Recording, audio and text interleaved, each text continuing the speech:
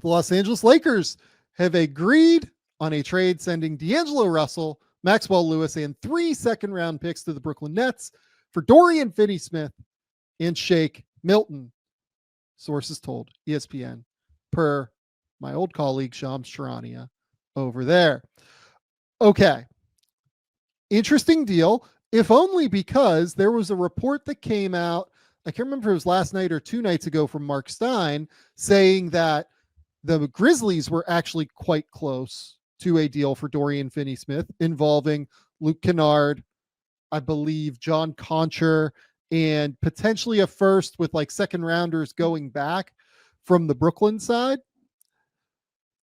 Instead, the Nets decide to swing Russell, Lewis, in 3 seconds, basically, for Finney-Smith. I'll give you the floor here. What was your thought when you saw this deal pop up on your Twitter feed? So my initial reaction was, okay, I like this for the Lakers. Dorian Finney-Smith is a nice addition, spaces the floor. As you mentioned, another defender. My next reaction was, and I'm fascinated to get your take on this. We haven't even texted about this trade or anything other than me joking about it being the Shake Milton trade. Is Dorian Finney-Smith the right type of defender for what the Lakers need? Is he going to be able to take the matchups the Lakers need him to take? It's obviously a good addition. My next thought was, as much as people want to hate on D'Angelo Russell, and at times, rightfully so, some of the decision making and inconsistency, there is offensive usage there that has to be replaced now in terms of some of the ball handling, some of the playmaking, some of the scoring. That's not necessarily what DFS does. So is this a, hey, we're finally really going to turn the ball over to Austin Reeves and let him really take all of this playmaking when LeBron's out and, all of that. So those were, I like it on the surface. They didn't have to give up a first round pick. That's what I thought initially. And then those were kind of the questions that I had that I haven't completely reconciled, but initially had me wondering in terms of what this addition means, big picture. The other tertiary one was, okay, what's the starting lineup look like? Are the Lakers done? What happens with Rui now? Does he still make as much sense, or can he be flipped for something else that makes more sense in the backcourt? So those were my initial thoughts that went through my head.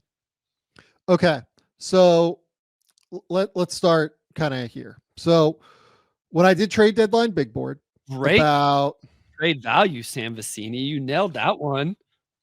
I did. Yeah, I did pretty well on this one. And the best fits. Look at you go. You know ball. I do know ball. And I talked to quite a few people around the league to where I had a good sense of where this was going.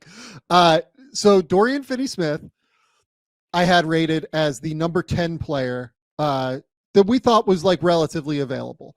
Look, there are players around the league that are getting shopped that I probably don't totally know about, in all honesty. Like, I think I have a pretty good sense of who's available, but there are probably players around the league that teams are talking about that I'm not totally sure of. But among the guys that I think are like realistically on the market, that could be or are likely in some respect to be moved, or that teams would like to move, I had Dorian ranked 10th.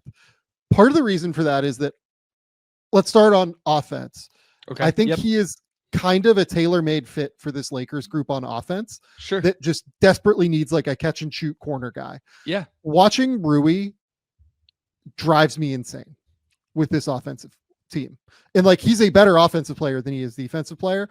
But the problem for Rui is that, yes, there are nights where the 3-point shot is going and it's falling, but his issue is that he constantly stops and like holds the ball at the end of the day. He never moves it quickly. He has to stop and survey. He has to, catch, take a dribble, catch, stop, and like look around. He almost never hits like the open guy. And I'm not saying Dorian Finney-Smith is like consistently going to attack closeouts and become this like super high level passer or anything, but I think he moves it just a little bit quicker. On top of that, he's just a better 3-point shooter at this point than what Rui Hachimura is. Rui is a fine player. Like, I don't mean this like to crush Rui.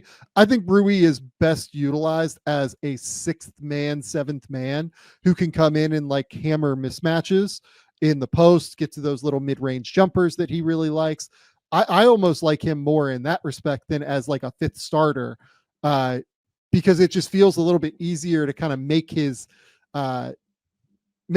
skill set work for him in those moments. But with DFS, like he's just an awesome catch and shoot guy at the end of the day. Like he's not a movement shooter or anything, but this year he's taken 116 catch and shoot threes and drilled them at a 42% clip, right? Like if you give him an open 3-pointer, he's going to make it. Last year he was at like 36%, and that was like, if I remember correctly, fairly low for what we've seen from him previously over the course of his career. So in terms of the way that the offense is structured, where they do have a decent amount of movement, but also really like to operate in horn sets, you can throw Finney-Smith in the corner and you can have him just be a consistent catch and shoot guy. And he's somebody that teams have to close out on. The other side of the court is the more interesting one to me. Yeah. And we'll talk about the subtraction of Russell in a second here. Okay. But I want to talk about Finney-Smith as a, fit first. I think Finney-Smith is a good, versatile defender. This year for the Nets, like he was dealing a lot with fives, because like, especially early in the year, they would start Ben Simmons and they'd have Ben Simmons be like the 5 on offense kind of, and then guard like at the point of attack defensively, or like guard a wing defensively, and then Finney-Smith would like slide down to 5 structurally. So I went back through my notes and I have a Nuggets game, and he's starting with Clowney, Schroeder, Thomas, DFS, Cam Johnson, and Clowney, and DFS took the Jokic matchup. He was the primary defender on Jokic. And listen, I'm not saying he was super successful. Just to your point, those are the types of things he was having to do for this team. Totally. So he is a much better defender than Rui. Like he is a drastically better defender than Rui. Like this is to me, significant upgrade, but it's in that role, not necessarily the role of like perimeter high level defender, which is kind of the thing that you and I have talked about. Yes. We think that they need defensively. Now, look, not having a guy getting beaten backdoor on cuts and not having a guy who's going to get like, who's going to miss a rotation here or there. Finney-Smith isn't going to do that. Like that, he's going to be constantly available. He's really engaged. He's really smart. He's a super intuitive defensive player. He's a low usage offensive player. On top of that, I think that these types of players who you don't have to work to create shots for, who are happy in low usage offensive roles and who just know defensive structures from being around the NBA for a long time, these are the easiest players, in my opinion, to fit as trade deadline acquisitions, right? You don't have to adjust what you're doing in any way.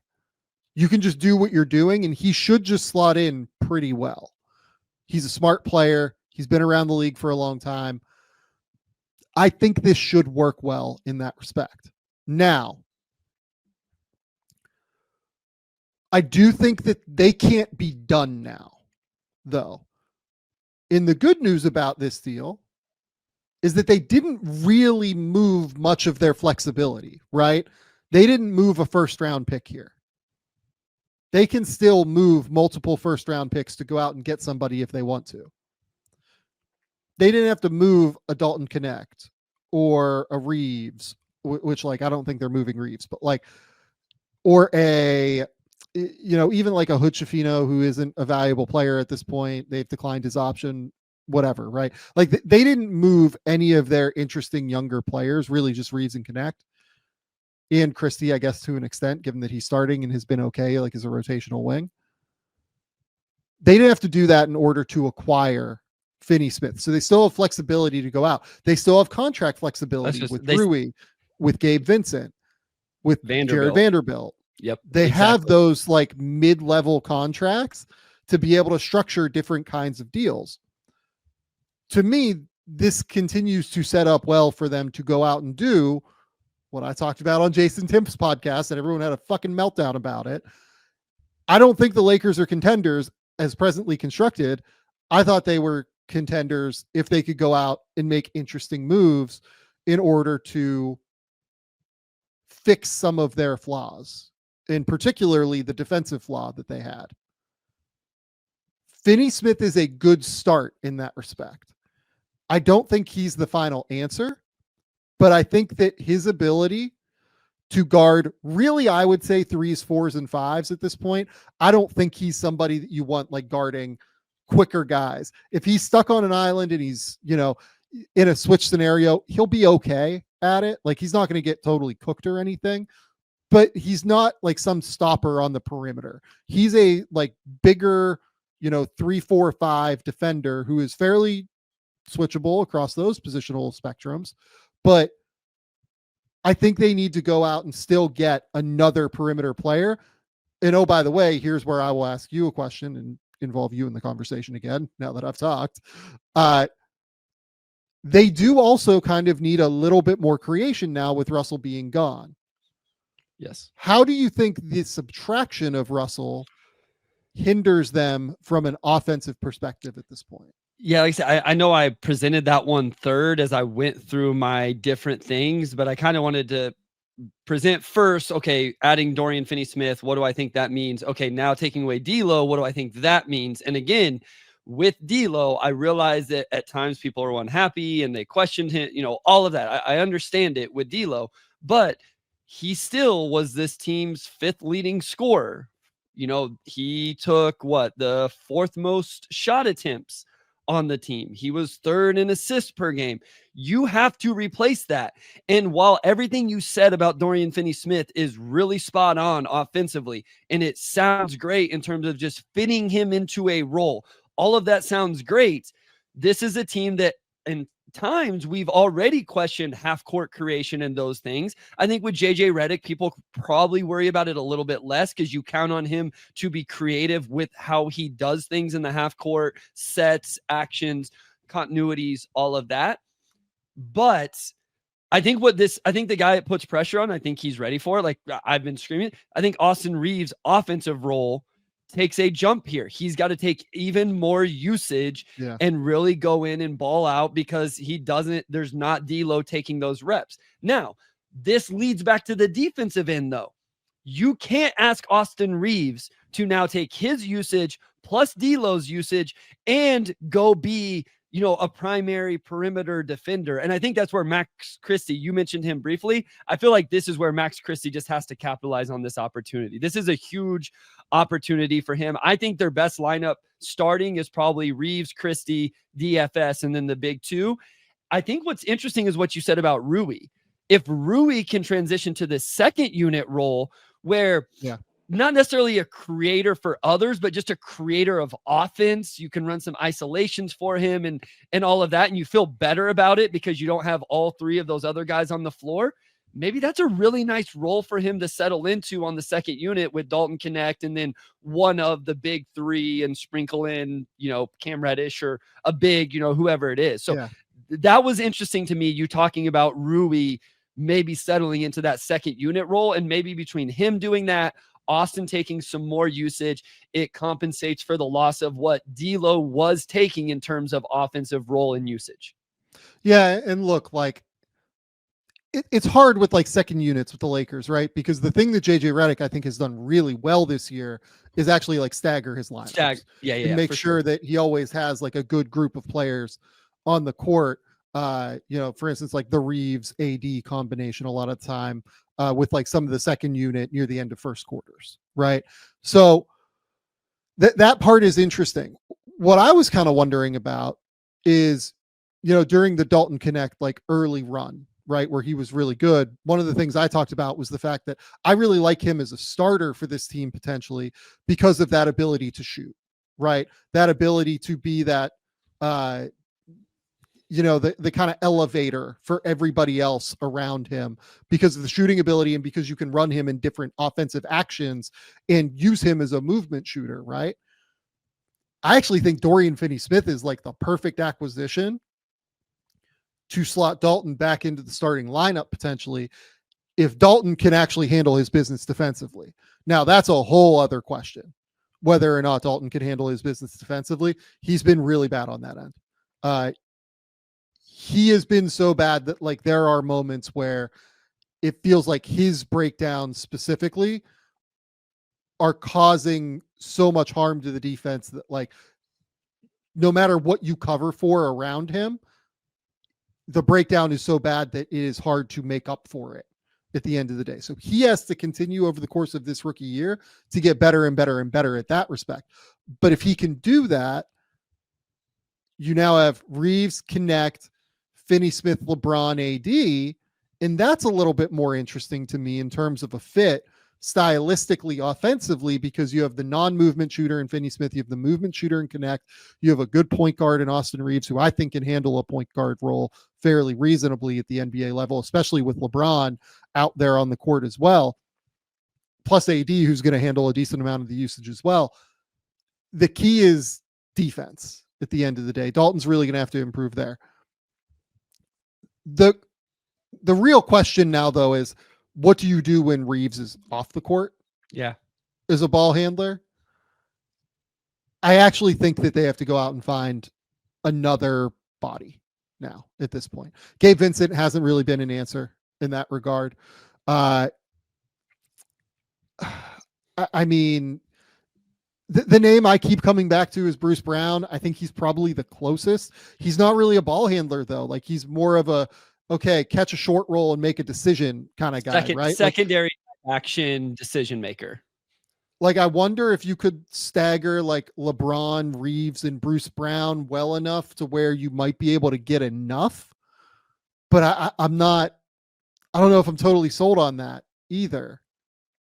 It's hard. It's really, really hard to kind of figure out where they should go next. But this move in and of itself isn't quite enough, in my opinion, to get the Lakers over the hump. What the other thing I will say too, though, is that like the Lakers are quite solid right now. Sure. You know, the sky was falling there for a minute, and I had every single freaking Lakers hater in my DM saying like, oh my God, you know, how could you say this team's a competitor, you idiot, like all this. And you look up and they're sitting here, they're fifth in the Western Conference, they're 18-13. They just went out and added the exact kind of guy that I thought made sense for them. My point was never that they were a contender as presently constructed. I just thought they had the flexibility and the wherewithal to be able to go and get potential players that make sense for them on the market. This is one of them. I think that they have the wherewithal to go get another.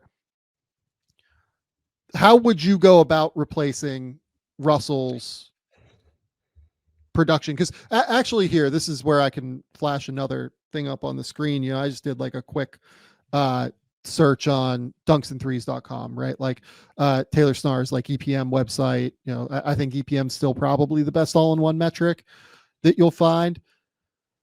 So just looking through here, I did a quick comparison of Finney-Smith and D'Angelo Russell. And this is kind of a hard chart to read at the end of the day.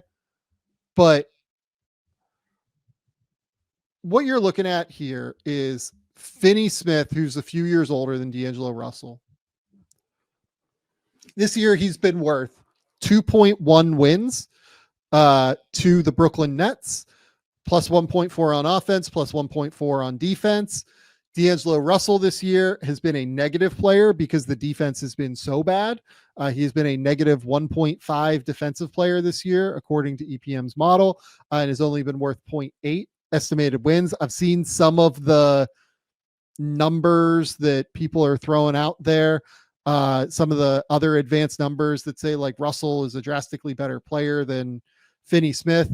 A lot of that comes because the previous year, last year, Russell's offense was quite valuable for the Lakers, and he was worth like 8 wins or so. And I think that like late season bump is still kind of pushing his numbers up for numbers that include more than just this season's worth of action to this point. And look, it's 29 games. It's not like a massive sample or anything, but it is.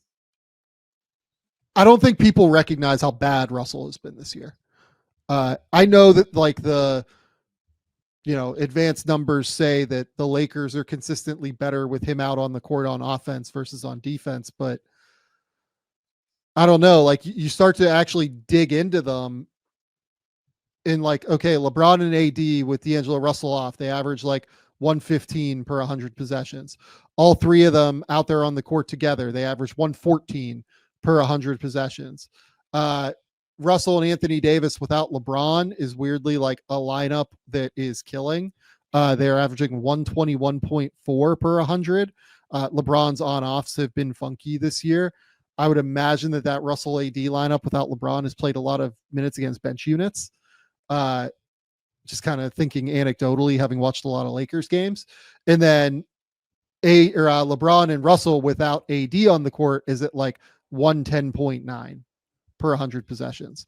So in general,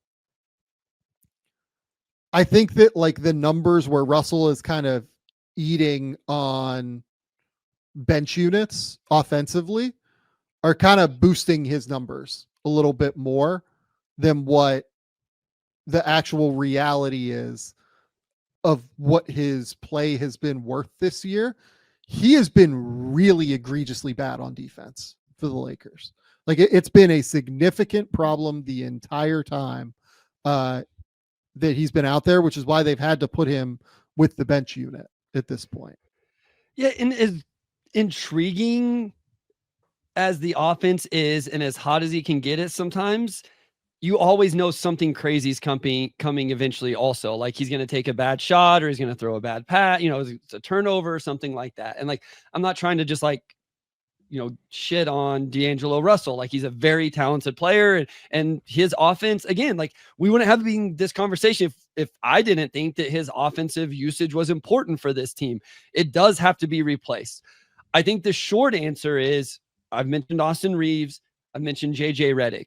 I think you bring in JJ Redick to solve some of these things offensively. I think you should be able to have a good enough offense when you have Anthony Davis, you have LeBron James, you have Austin Reeves, you have a floor spacer now in Dorian Finney-Smith, you have a floor spacer in Dalton Connect. Like I think you have enough offensive pieces that you can put that at the foot of JJ Redick or the feet of JJ Redick and say, okay, his offensive mind and creativity and his staff, they can figure this out.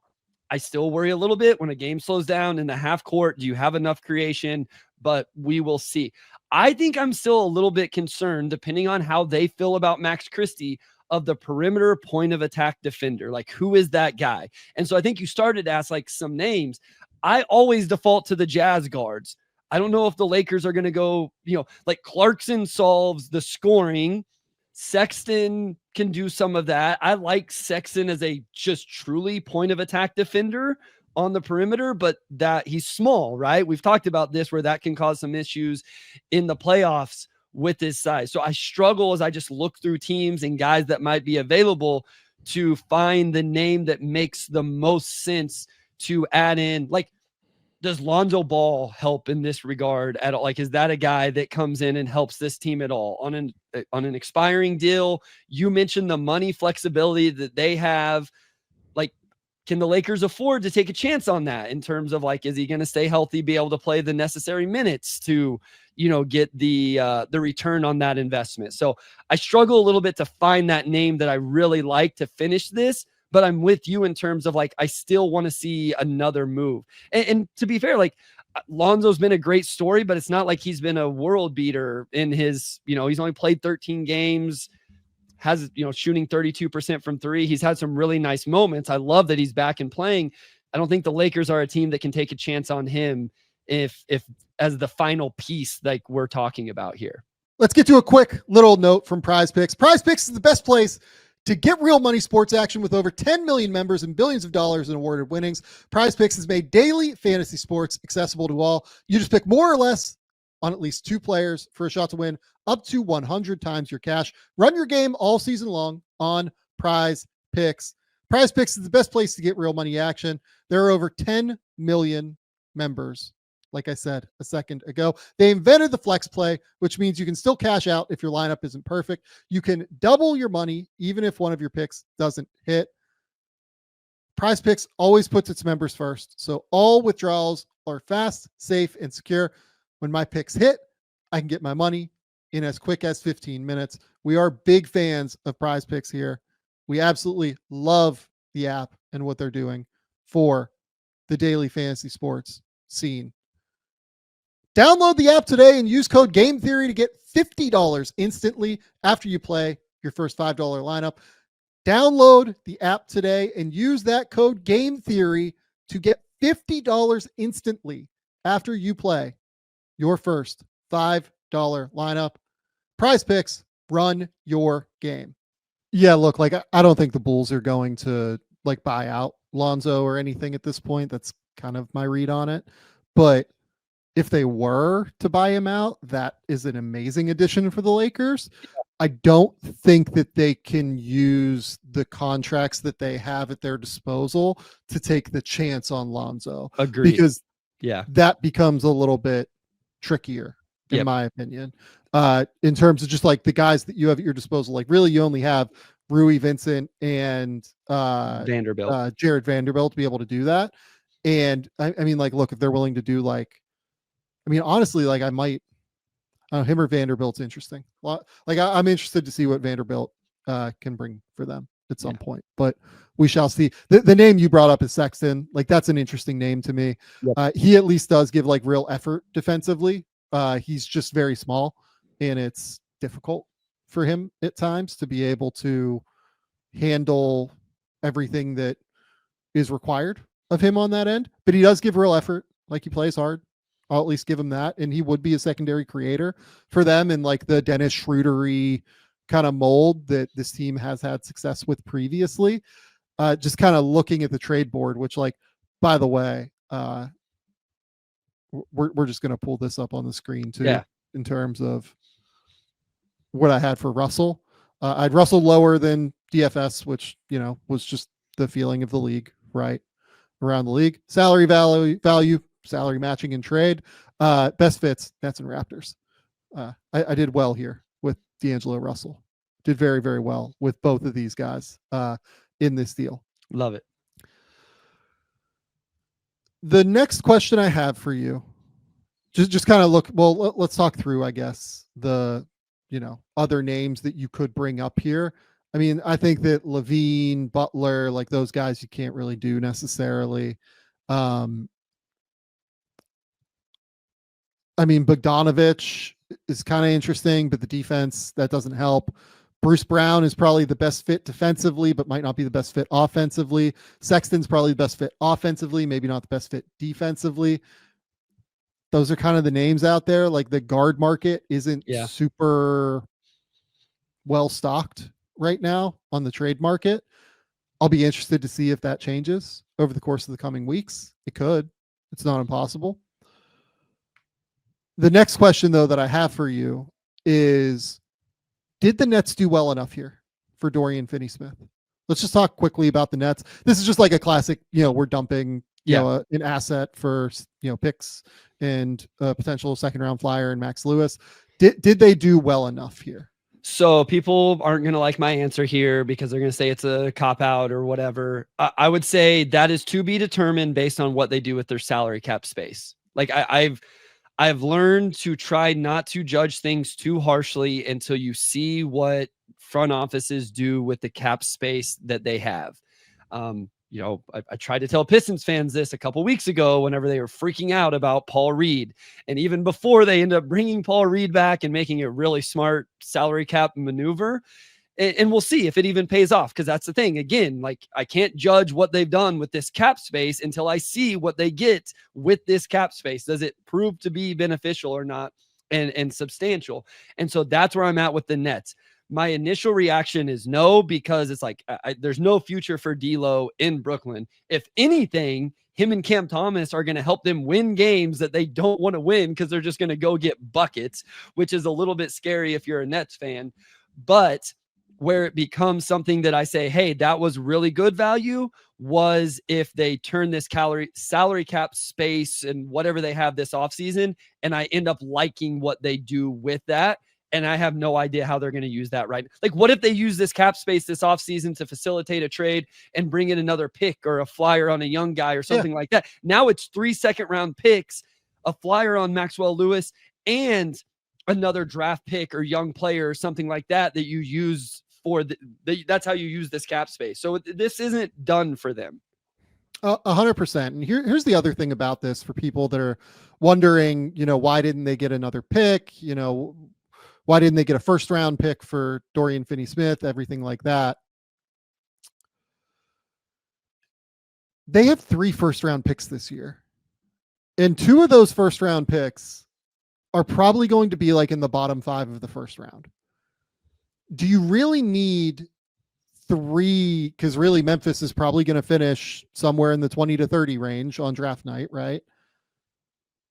Do you need like another first round pick in that range, especially when it seemed like you're probably going to have to send a second rounder or 2 back to Memphis in order to get that first round pick?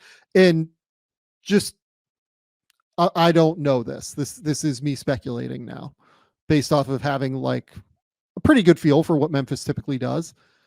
I can't imagine that they would want to hamper their flexibility longer term by sending out a pick in a future draft for Dorian Finney-Smith, which really for them, in my opinion, would have been a little bit more of a luxury to have. Can we talk about that one at some point before we move on? Because you text me that. I didn't actually see the report. Like I just saw it from you texting me. And I found myself not excited about it. Like it didn't feel as needle moving for the Grizzlies, even as I feel like the Lakers. Yeah. Am I wrong? Yeah. Like I just like the Grizzlies don't need another rotation dude. As good as he is, they have rotation guys. Like it just wasn't the team that made the most sense to me. So the thing that they need, I think, are guys who can both defend and shoot at the same time. Sure. And I think that would have helped them. But like he also has like a decent amount of overlap with Laravia, I think, positionally on defense, which is a little bit complicated because Laravia has actually been quite good for them. Yeah. And again, it's the same thing. It would have been complicated, I think. If I'm worried about anything with the Grizzlies, I actually wrote this in my notes the last time I watched them play, was I'm a little more worried about who they have on the point of attack on the perimeter. The guys were saying that Dorian Finney-Smith probably doesn't guard the Steph Currys, the Kyrie Irvings, the SGAs, those type of guys is who I'm a little bit more worried. And like, no disrespect to Jalen Wells. Grizzlies fans are about to have they're going to hate me after this. I love Jalen Wells. He's been incredible.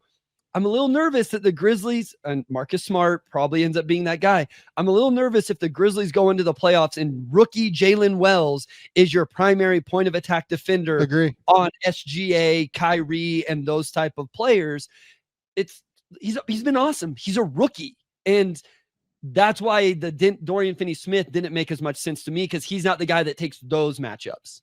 Yeah, I agree. And from the Nets perspective, okay, let's say that they enter this draft with 3 picks from 23, 25, and 28, plus the, pick that they hope turns into Cooper Flagg, right? Yeah. That's 4 first-round rookies coming into your team this year. 3 of those guys coming at the end of a first round that, like, you and I have an immense number of questions about right now. Yes, we do. Right? Like, we truly are hunting and searching to find players that, as people who, like, I literally do the NBA draft for a living. I am struggling to find guys worth taking in the 20s right now. I hate when people ask me about my big board, because I don't love putting out some of the names I have in the first round right now. Right. That's where I'm at with it. It's the end of December, but yes, we have talked about this at length. While people call this a strong draft and a great draft, that's because of the few names at the top, not because of the depth, at least right now, 6 months before the draft. But right now, I've talked to a lot of people, including you and I, who are like, the first round is, even the lottery, even some of the lottery names are like, man, don't love having this guy this high. So yes, it's a real question. Real question. It's a very real question. So if I'm the Nets, and you say, okay, we will give you 3 second-round picks. I haven't seen the value of these second-round picks. Have you seen like where they're slotted? No, so that's what I was actually driving home when this trade happened. So I had not had a time. It made me realize I hadn't really looked into what they are whenever I saw your draft or your trade guide, and you said 3 quality quality second-round picks. And it made me realize, like, man, I didn't even look. Or do they happen to be from, some other team? Are they all Lakers second-round picks or whatever? So. Yeah. So like, let's say for instance that the the Grizzlies asked for a first rounder in return with like a second rounder, right? Coming back, right? The Grizzlies said like, okay, we'll give you this 2025 first, but we want your 2025 second. Well, like, okay, let's say the Grizzlies finish 24th, 23rd, 26th, something like that. The pick only ends up being the difference from, let's say, 34, 35, 36 to 24, 25, 26. And that's probably like worth, I don't know, 2 or 3 second round picks. I think at the end of the day, the value is probably a little bit better here getting, which Andrew, shout out GMAC, our fearless leader and truly just an icon, has sent us. It is, I'll just put this up on the screen because the Nets are very nice and have tweeted out exactly what the picks are. Which thank you, Brooklyn. Rarely do, I feel like. Very nice. Nicely. Well done, Brooklyn Nets. Thank you very much. It is a 2027 conditional second and then 2030 and 2030 or 2031 unprotected seconds, which are really like potentially decent picks. Yeah. Depending on what you think about is going to happen at the end of the LeBron era here. So I actually kind of think that this deal tracks for me. This works a little bit better than the Grizzlies deal. If the pick was going to be like 2025 first for 2025 second plus Kennard and Conchar, I'd probably just rather have the expiring deals that are Russell and probably Lewis at the end of the day than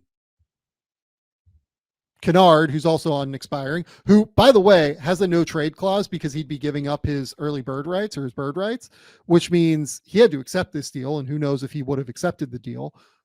And Conchar, who's like on a bit of a longer term deal that I'm not super interested in. $6 million for the next couple of years. Like, I think seeing these picks and all of that, like, I think this really comes down to what do they end up doing this offseason as they've created more cap flexibility because DFS had the player option.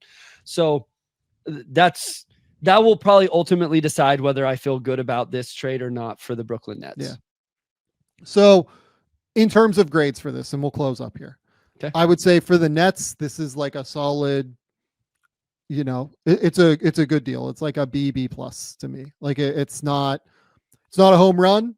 They didn't get a first rounder for Finney-Smith, which it seems like is what they wanted.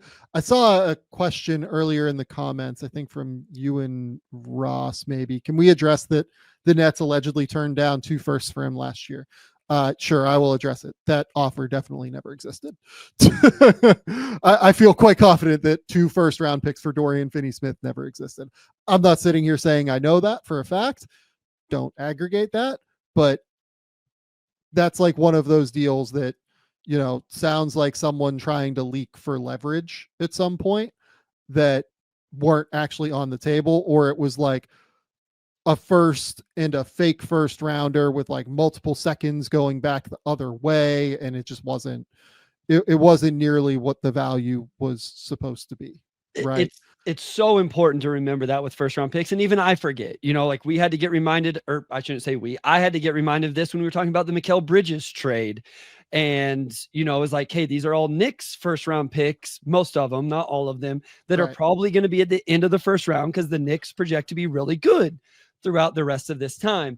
And so that's what, whenever we see 2 first round picks, it's always important of the caveat of what kind of first round pick, what were the type of projections, where did they come from, all of that, because they are absolutely not created equally.